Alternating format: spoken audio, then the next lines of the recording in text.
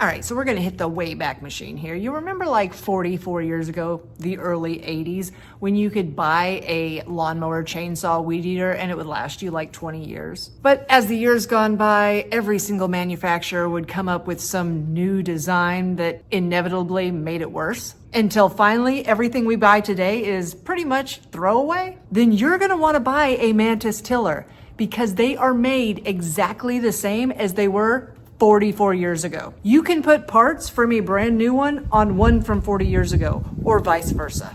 That's why I have like 5 of them, just because I can mix and match parts whenever something goes bad. But even though mine is ugly, it just keeps chugging along.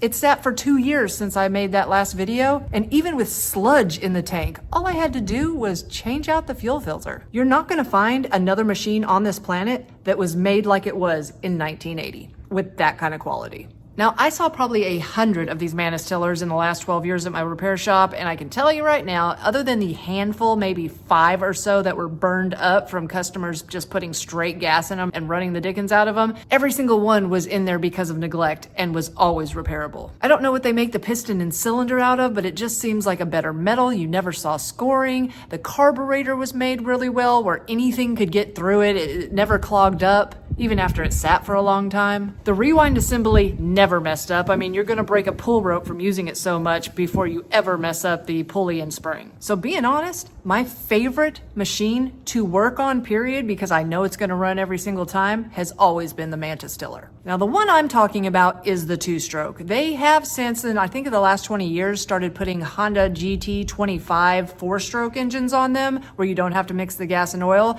And everybody I've had feedback from them says they're really good too. I have not seen that many of them in the shop just because I don't think they were sold that predominantly here, but they're pretty good too. But I'm talking about the 2-stroke. When you buy 4-stroke stuff, even though it is a convenience to not have to mix your oil and gas, there are more parts to break. In the 2-stroke they invented, it's just simple. There's nothing to it. Now, I am not sponsored by Mantis Tiller. They have absolutely no idea who I am. I'm just here to save you time, money, and frustration. This is gonna save your back, yeah. But I promise you, if you're into gardening, especially if you have raised beds, this is a game changer.